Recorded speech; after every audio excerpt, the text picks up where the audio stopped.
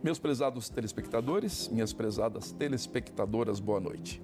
Especialista em alergia e pneumologia, ele ocupou cargos de direção na Associação Médica de Cascavel, no Hospital Universitário e no Hospital Policlínica. Residindo em Cascavel há mais de 40 anos, ele foi professor do curso de Medicina da UniOeste durante 2 décadas e é sócio proprietário da Clínica do Pulmão desde 1982. É com prazer que recebo no Jogo Aberto deste sábado o Dr. José Luiz Machado. Boa noite, doutor José Luiz. Boa noite, Caio. Obrigado por atender o meu convite e estar com a gente aqui nesta noite para falarmos, não poderia ser outro tema, né, da pandemia do coronavírus. Em que momento, doutor José Luiz, o senhor percebeu que o novo coronavírus era bem mais do que uma nova cepa do vírus da gripe? Olha, cara, as notícias, né, começaram cedo vindo da China, um vírus diferente, muito mais agressivo que o normal, que o que a gente tem acostumado a viver. Já passamos por alguns surtos, né, o aviário, o asiático, o H1 e etc. Mas esse vinha com a velocidade muito grande de transmissão e uma potência muito grande, levando uma alta letalidade, uma alta mortalidade. E aí todo mundo, com o dia de hoje, com o mundo globalizado, era só aguardar um pouco para a coisa estar distribuída. Agora, você não acha que a Organização Mundial da Saúde demorou um pouquinho para perceber a extensão da gravidade Cara, desse é novo, difícil a gente fazer, novo vírus? É difícil Porque a gente fazer houve, né, uma certa... eles estavam também aprendendo o que estava acontecendo. Eu acho que pegou todo mundo de surpresa. A gente não tinha noção do que vinha para frente. Mas é difícil a gente fazer um julgamento da Organização Mundial de Saúde, de cada país em si, porque cada um tem o seu problema próprio, a sua situação individual. Então é um momento muito difícil para você fazer um julgamento de qualquer um. Sabemos que a coisa é séria. Bom, as autoridades sanitárias aqui do Paraná trabalham com 2 previsões para o estado. A otimista, 10 mil casos. E a pessimista, 30 mil casos. Você arriscaria, eu sei que você não trabalha na saúde pública, mas como médico pneumologista, você está na linha de frente, né, da atuação do combate a essa doença. Você arriscaria fazer uma previsão para Cascavel e região durante o auge da pandemia, que se imagina que seja 3 ou 4 meses? De óbitos, você está falando, né? De casos e pode ser óbitos também. Eu acho que nós vamos identificar o número de pacientes que morreram com a doença. De infectados vai ser impossível, porque nós não fazemos testes. Testes em massa. Então, não dá para quantificar o número das pessoas que foram acometidas. O que a gente vai conseguir é saber o número das pessoas que morreram devido à doença.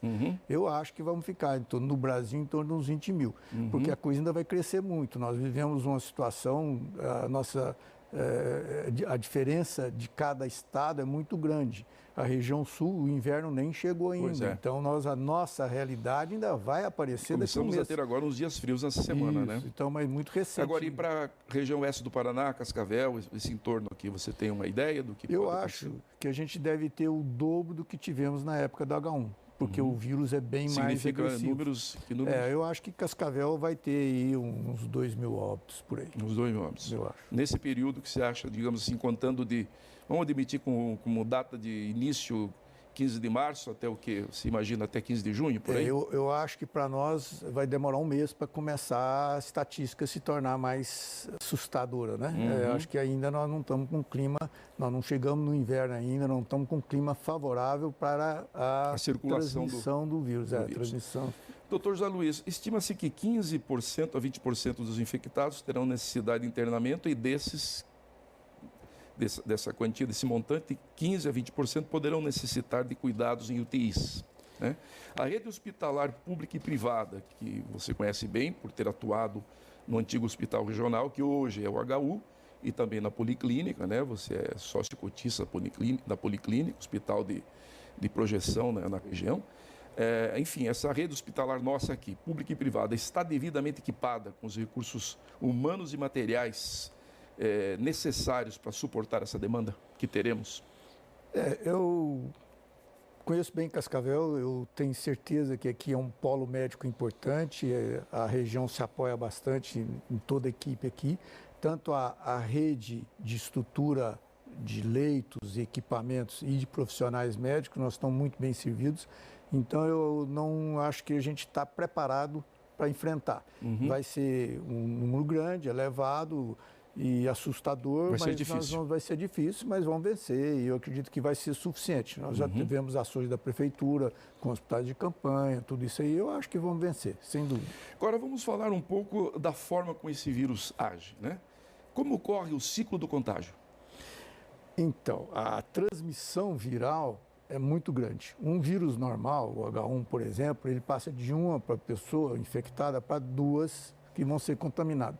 Já o corona é o dobro, ele transmite de 1 para 4. Então, a velocidade de transmissão é muito grande. E, além disso, a agressividade do vírus é muito grande também. Então, se a gente olhar pelo lado do vírus, nós temos tanto a população viral, que é muito grande, quanto a potência do vírus. Por isso nós vemos pessoas que trabalham muito expostas ao vírus, os profissionais médicos, os enfermeiros, fisioterapeutas, o pessoal de hospital estão sendo muito infectados. Que é o que vimos nos outros países, né? Isso, porque uma grande quantidade de profissionais da saúde sendo infectados, né? Isso, eles recebem uma carga viral muito grande. Então, eles estão muito em contato com o vírus em alto número. Então, em função disso, eles são muito vulneráveis. Do outro lado da balança, nós temos os indivíduos que têm a sua própria resistência. A resistência natural de cada um, que vale muito da genética, daquele que nunca pega gripe, o outro que pega gripe fácil e tal. Então, a genética, os dados individuais, os anticorpos de cada um, tudo isso é um fator que ajuda no combate à infecção. Do outro lado também, associando a resistência natural, nós temos a resistência adquirida, que é as pessoas com bom estado nutricional, que têm bastante cuidados, que fazem atividade física, que fazem as vacinas periódicas. Então, essas pessoas estão mais protegidas. Então, nós vivemos nessa guerra dia a dia, toda hora, entre os invasores e o hospedeiro que se defende contra eles. Nessa vez, os invasores vêm muito forte e em muito número. Então, a defesa tem que estar muito capacitada para enfrentar eles, senão vai ser uma guerra desigual. Como é feito o diagnóstico? Então, tem primeiro o quadro clínico, que já tem assim, uns sintomas que são bem informativos. O primeiro deles é a febre, presente em 80% dos casos, depois vem a tosse, com 70%, e outros em menor grau. A anosmia, aquele que não sente gosto, não sente cheiro. O olfato, né? E o paladar, né? Perde isso, né? Um racho cutâneo, alguns com distúrbio gastrointestinal. Então, mas são sintomas menores. Mas o que prevalece é a febre e a tosse. Esses né? são os mais marcantes. E depois, mais tarde, a falta de ar. Agora, nas formas leves e graves, quais são as diferenças de sintomas? Então, 30% não vão nem sentir que pegou. 30%? 30% vai passar de uma forma assintomática. Mas não é 86% a 90%?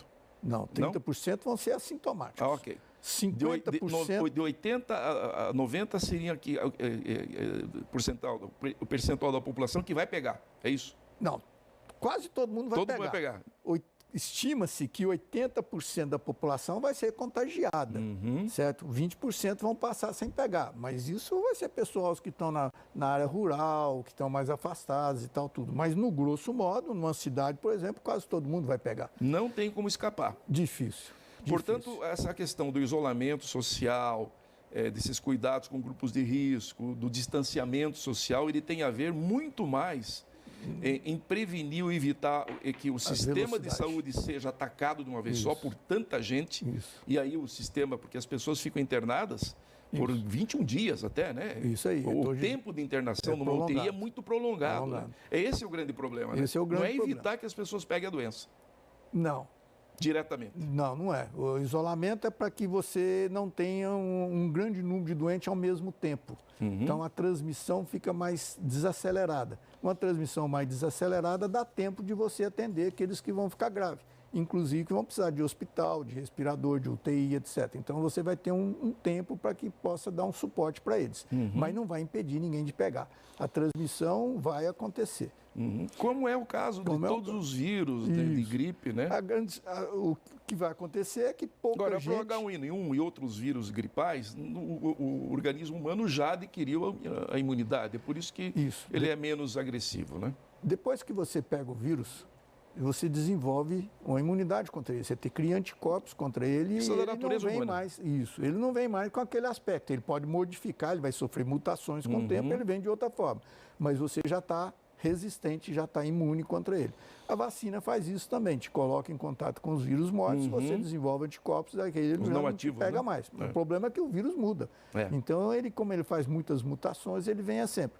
Mas aí já não tem mais aquela potência. Lembra que o vírus já não é mais agressivo como era. Então, não desenvolve tanto estrago quanto antigamente. Doutor José Luiz, estamos falando de uma doença para a qual ainda não existe vacina ou medicações específicas, né? Nessas condições, o que a medicina pode fazer?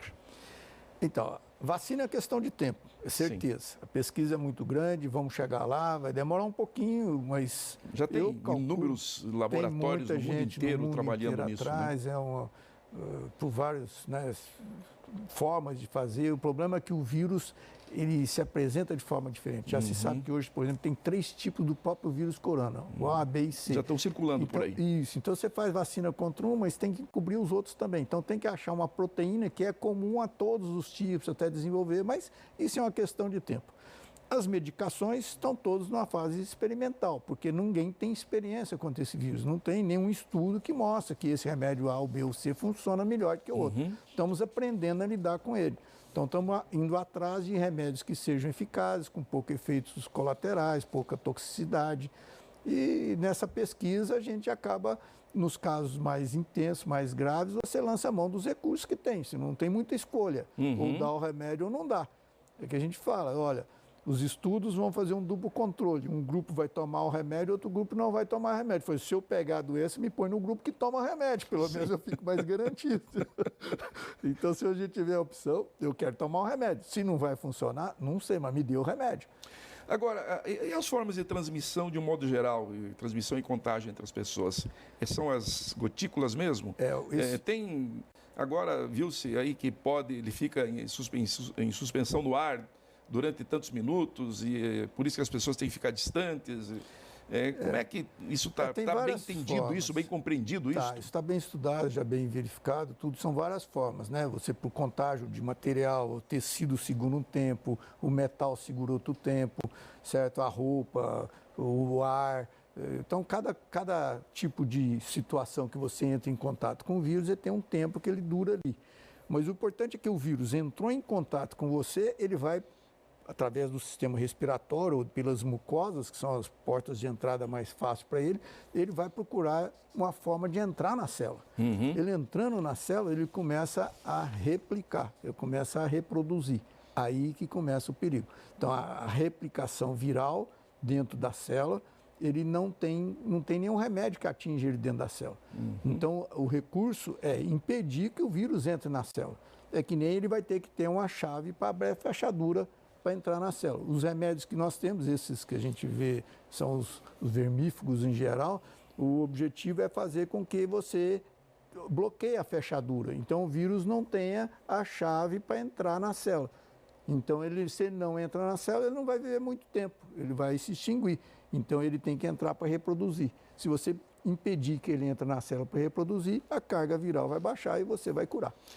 De um modo geral, as armas de defesa do organismo são os anticorpos naturais, né? Nesse caso, o que mais ajuda, né?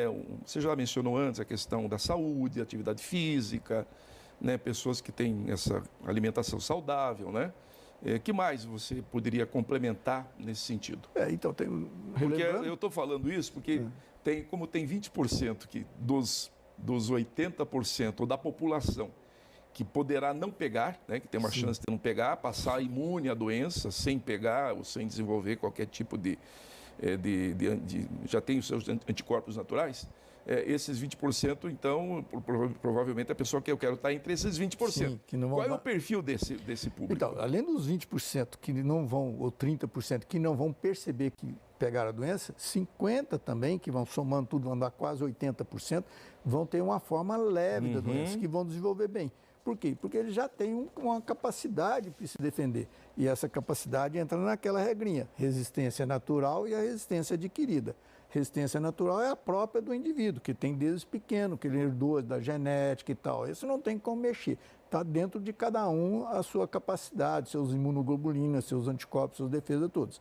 E a resistência adquirida é aquele que desenvolve com o tempo. Você está vendo que Manaus está tendo muita incidência. Sim. Por quê?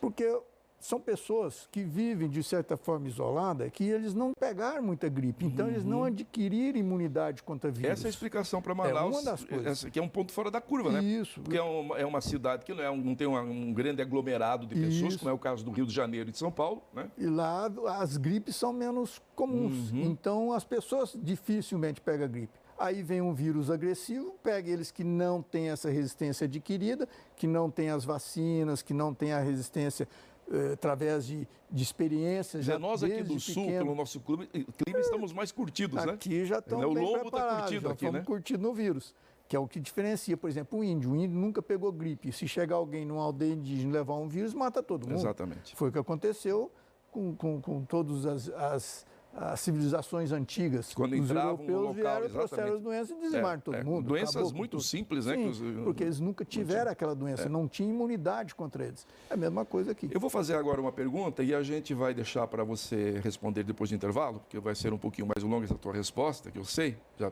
prevejo isso, até porque é exatamente a sua área. Como é que a doença evolui nos pulmões, que são os principais alvos do vírus, né? O grande problema são exatamente, né, nosso sistema aqui respiratório, cardiorrespiratório, né? Perfeito. Vamos a um rápido intervalo comercial e já retornamos entrevistando o Dr. José Luiz Machado, médico pneumologista,